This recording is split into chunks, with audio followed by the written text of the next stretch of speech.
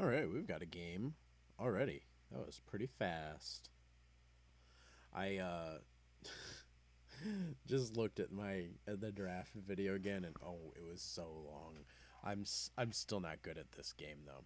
All right, so we've got all green mana, of course. We've got this double white card, three white cards, and three green mana in hand. I think we're gonna go ahead and take the mulligan here. I am not that convinced that we're gonna draw all these hourglasses we need. May need to turn the volume on this thing down a little bit. I'll check that after the video. We'll just lead with a green and pass the turn. So this should be pretty straightforward. We've got a nice looking curve out here. The opponent's got a 1/1 flyer. We've got a 2/3. We've got a much bigger dude. We will hopefully kill this at some point before it gets to grow into a 5/5. We are not going to suit this thing up with the longsword. We're going to play out our creatures because we need them to attack, and they have to wait to do that. So we're going to take one, but we'll trade our 2 damage for 1, and the opponent did not manage to hit us. Now we get the option of either pumping our creature's toughness or playing this one that has Warcry, so we'll do that and send this thing in.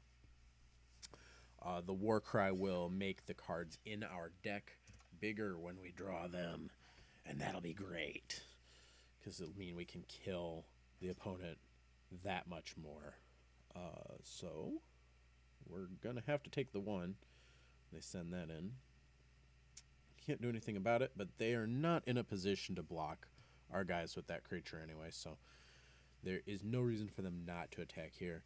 Next turn, hopefully we'll draw something else we can do for 2 mana. That would be ideal. If we draw a 2 or a 4 mana card, it would be great. I think we're going to save this until we get into a position that we really want it. So we're going to put out Combrei Healer next turn. Oh, here we get the 1/1 flyer. That's pretty sweet. We'll get another Justice Sigil, and we're going to send our guys in. This game has some nice keyboard shortcuts. I do appreciate the ability to just attack with everything since we are going to want to attack. We'll play this, and we'll make our Wisp bigger. Oh, this Wisp doesn't have flying. How about that? I thought this was going to be a flyer. We'll still make our Wisp bigger. That's fine. It's a little bit of a disappointment, but it's okay. We'll get over it. The opponent looks like they're stuck on mana right now, so they've probably got a hand full of 3s that they want to play, and they may have, if they had a 2-drop, they would have run it out by now, even if it wasn't something they really wanted to play. So looks like we may end up winning this game due to the opponent getting mana screwed. Turns out when only one player gets to use their cards, that's pretty good for them. We'll suit up our endurance creature with this to make the most out of our sword, and we'll send everything in. There is a removal spell in green for a creature that has 4 or more power, so making this thing into a 3/7 dodges that, and we're set up pretty well here to start playing our 6-drops. We'll put this Minotaur out first so that we can thin our deck a little bit. The 3/5 is not going to be that much different than a 4/6. So opponent's got a Hero of the People. This card's pretty sweet, but this needs to come down early and have creatures follow it up. This thing got our Battle Cries, so this is up to a 5/4 now, or a War Cries. We won't be playing it quite yet. Does this put them in play? Play a Time Sigil and a Justice Sigil. So that's actually pretty cool because that gives us 2 extra mana immediately. So we'll send in everybody.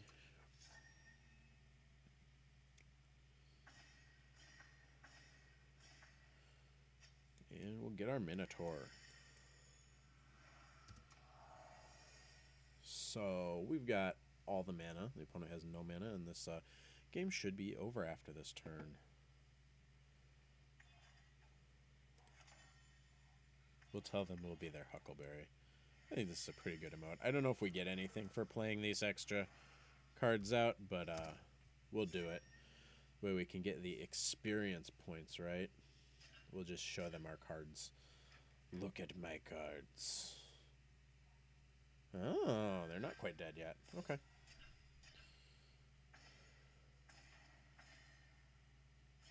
Yep, that's fine.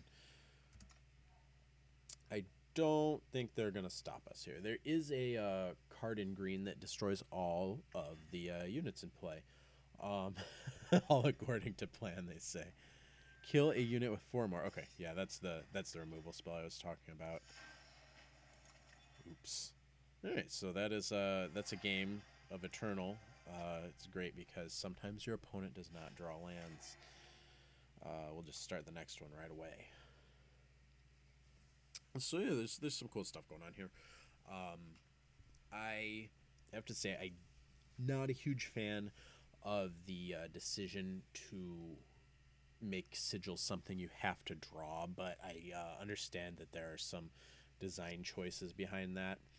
So that is just how this particular game goes. I think the combat in it is pretty good and is maybe worth maybe having something that is this familiar of a system is worth having some of the annoying parts of a familiar game system.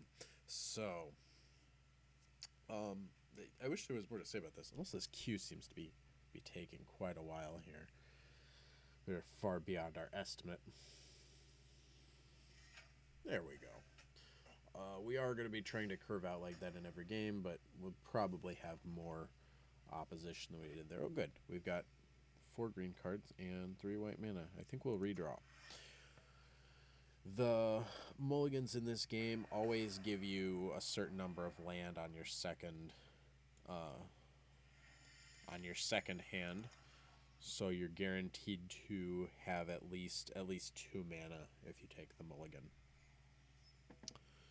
This is nice. We have our single.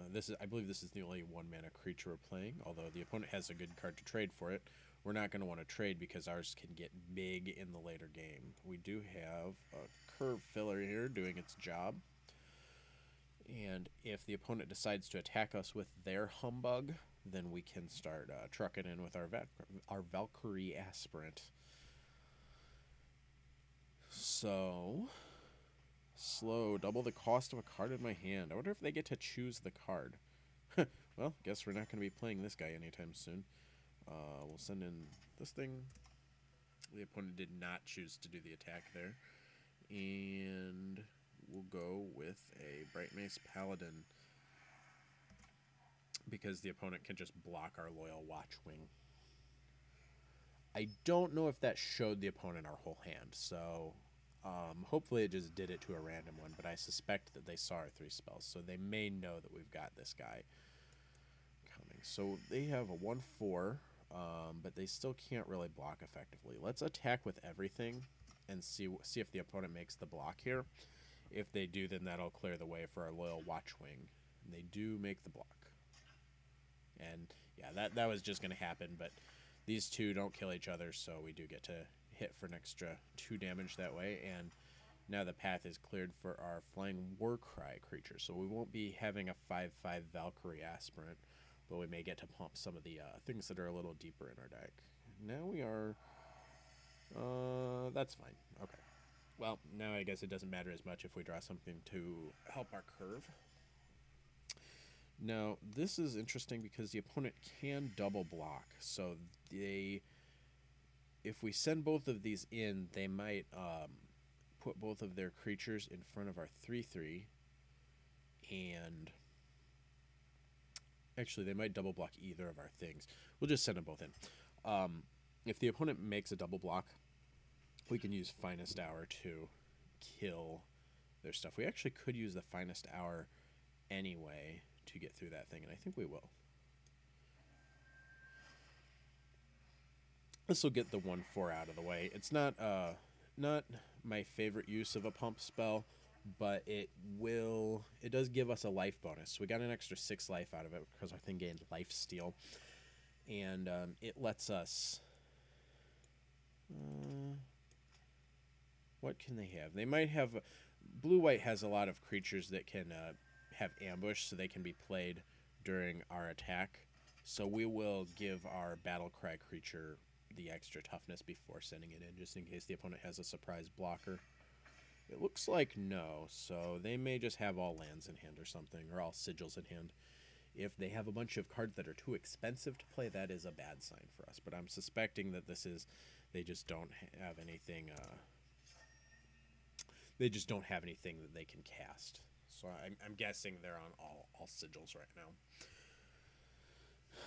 We don't have much of an alternative to this plan, but every time we get this attack with our Warcry creature, our next play gets that much better. So this is setting us up to have some action when we do get a decent draw. And the sigils get us closer to playing our 10-drop. If we can manage to get the 10-drop this game, that will be an accomplishment. All right, sweet.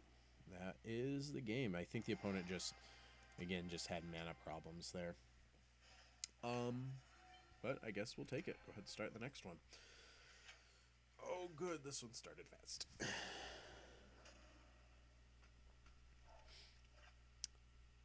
All right, what do we have? We've got our Fixing Land. We've got Cumbrae Healer. And we've got a sweet weapon. These are some good cards, but we don't really get to do anything until turn 3. I think we're still going to keep this. It's a little bit slow.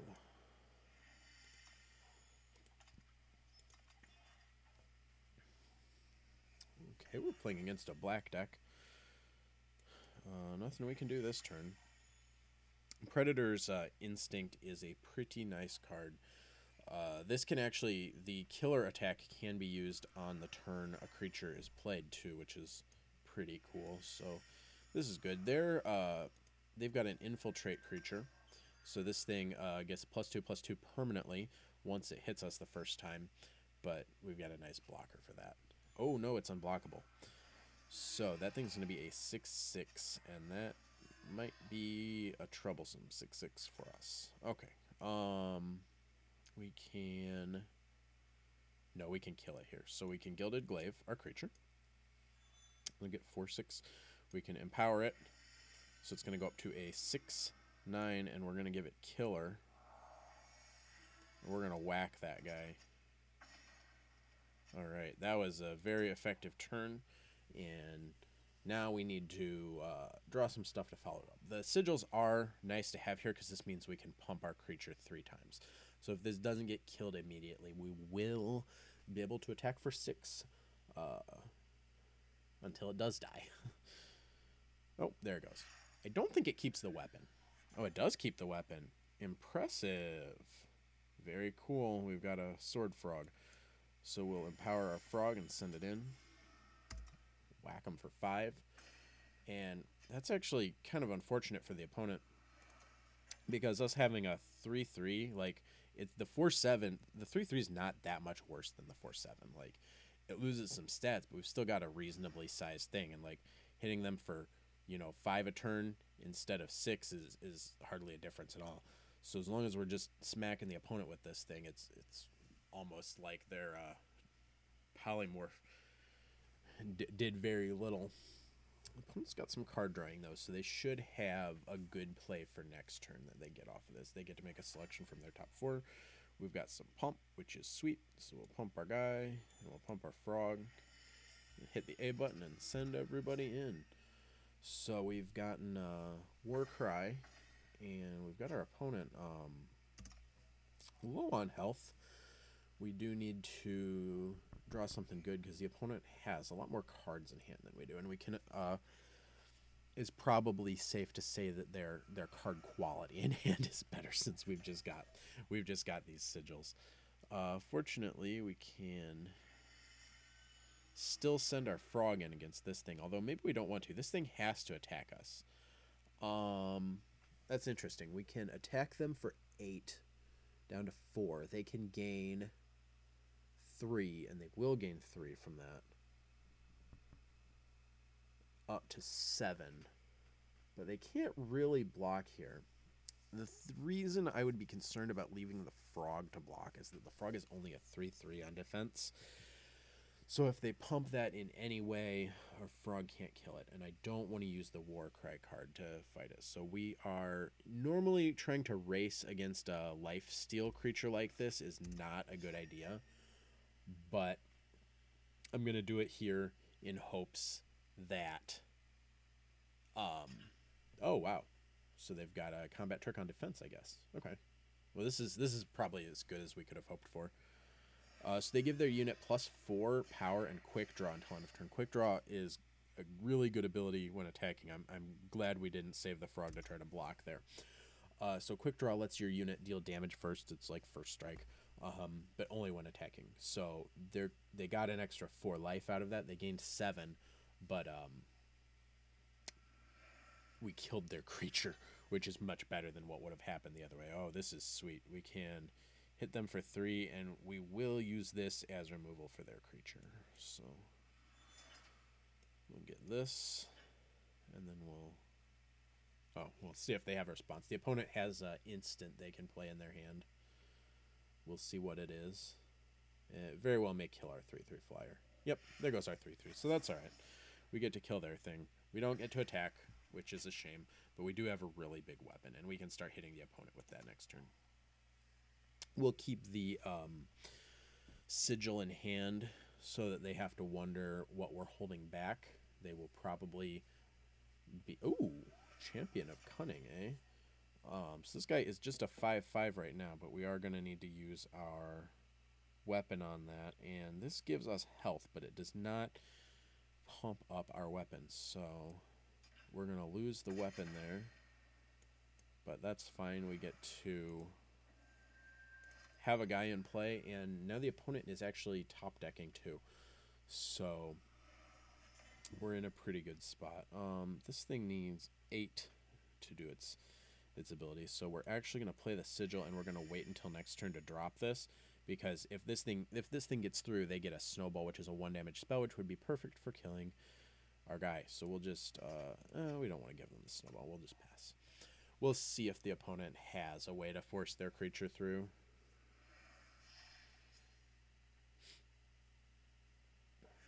Deadly is a nice one, but here we can play our Valkyrie. Aspirant. I guess it's not a Valkyrie yet. Oh, no, it is a Valkyrie. Okay. So, we've got a nice 5/5 here. And I don't think we're attacking into the 1/1 Deadly, because that will just kill our 2/5 no matter how much damage it does. But we've got a good clock in a 5/5 flyer here. Ooh. Well, we still want to keep this back to block, though. So we'll hit again with the 5/5 next turn, and then if we still have it after that, we'll play the feather on our 2/5, and we'll send them both in, and we should be able to get the 8 flying damage with the opponent at 6 there. Well, I'm gonna block. This one lets them draw a card if it hits, and this one gives them a 1 damage spell, so we're gonna worry more about them drawing a card than about them dealing a damage. You can have a snowball. That is fine. Ooh, there's a nice one. Still not... Well, let's think about this. We can send these in for 8. At this point, we don't care about them hitting us because they've already got a snowball. Okay, we'll send this guy in too. This way our 3/5 is lethal next turn, and we'll just fill up the board and pass.